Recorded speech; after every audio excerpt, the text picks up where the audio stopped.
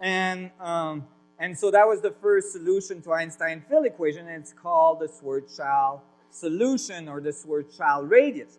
The thing is that when the Schwarzschild radius was solved, when Einstein field equations were solved for the first time, the result of the solution was nothing else than a black hole. Okay? That is, when he tried to solve the solution to calculate how much gravity something produces, you had to have infinite potential in the middle to solve it, meaning it creates a nonlinear infinite potential at the center. His equation predicts black holes. And that's why right away there was talks about how this equation could predict something like a black hole. But, at the time, this was highly theoretical, and nobody had ever thought that they would, actually come across a black hole in the universe. So everybody basically ignored that part of the equation. And said, well, we can use the weak curvature to predict, the curvature of light around the sun, or how something would land on how much planets or how much galaxies, they rotate and how they're organized. Now,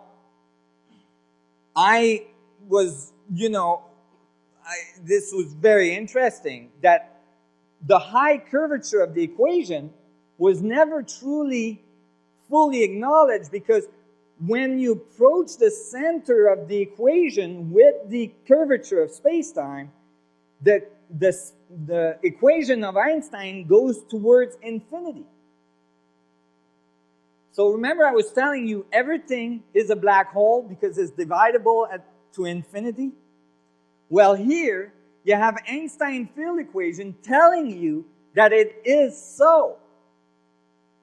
That in fact, you need that singularity in the middle in order to even calculate the weak curvature. And basically what we did is we used the weak part and we just let go of the other part unless it was called a black hole. What I'm saying here is that first approximation had no rotation and predicted black holes. Okay? So eventually, with Elizabeth Rauscher, we wrote a paper. This is the title of the paper, The Origin of Spin, a consideration of torque and Coriolis forces in Einstein field equations and grand unification theory. This is a paper that's in peer review right now. It's a result of what I'm talking to you about. This is a new solution to Einstein field equations. Okay? There was a solution that was given to Einstein field equation after Karl Schwarzschild. It took a very long time. It wasn't given until 1965. In 1965, the Kerr and Newman solution was rendered, in which you had a black hole, or the object was allowed to spin and have charge. So it had spin, angular momentum, and charge. And it took all the way from Einstein writing these equations to 1965 before that was able to be figured out.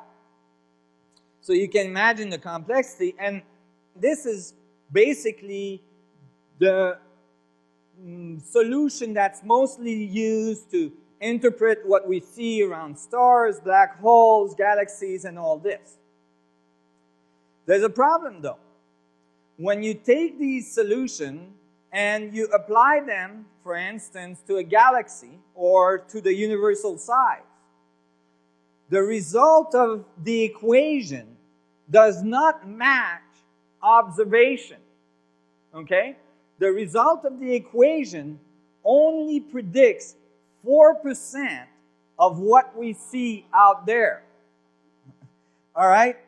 That is, in order for the universe to look the way it does, or for a galaxy to look the way it does, with the amount of mass that we are seeing in that galaxy or in the universe, and when we put it in the Einstein field equation, it doesn't match, what they have to do and what they've done, which I believe is a complete cop-out, is that they've added the 98 or 96% of the mass that's missing and the energy that's missing. They called it dark matter and dark energy. It's very, very convenient. Instead of revising the equation, they assume that it's something out there that they cannot measure and that they cannot see. So that's very convenient because who can tell them it's wrong? Right? They've been looking for dark matter and dark energy since then. I mean, it's been, almost, at least 10 years of, funding and detectors and all sorts of experiments to detect dark matter and dark energy. Now, I think they will detect something. However, I don't think it's going to be what they think it is. I think the error is in the equation.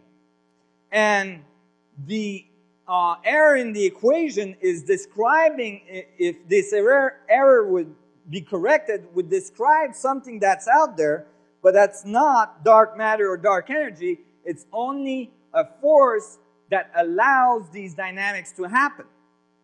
And that force, I realized, had been omitted. And I'm going to show you how I found that out. I studied the current human solution that had finally added rotation into the space-time so that if an object was rotating, they could calculate that as well. The thing is when they did so, they wanted to get rid of complexity as well. Because angular momentum and gyroscopic effects are so complex, they did something very strange.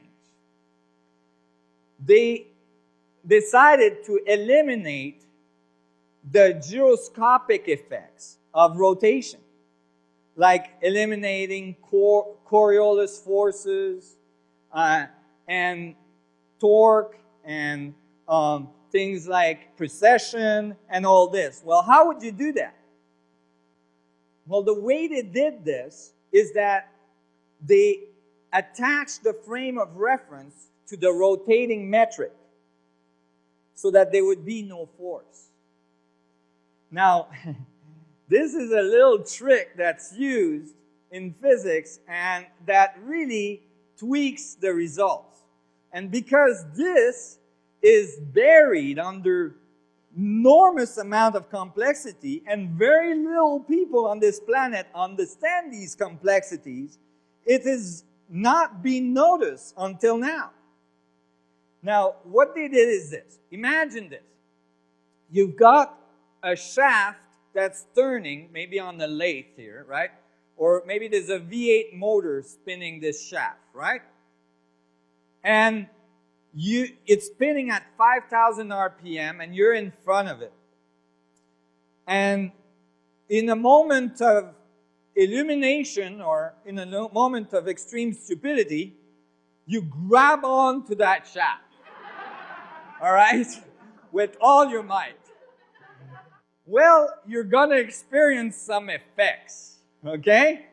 Those effects have to do with shearing, like your skin flying off, heating, like smoke coming off your fingers, all sorts of effects like this that are certainly uncomfortable and that have to do with the force of torque applied now to your hands, right? That's forcing that shaft to spin. All the 300 horsepower of that V8 motor spinning that shaft. Well, if I grabbed you at the exact moment that you went to grab that shaft, if I grabbed you on your center of gravity and spinned you at the exact same rate, you would feel no force. You would feel no effects in your hand. It would be stationary relative to you. You see? However, I could still say that I'm accounting for angular momentum because I could count the turns that you're going around.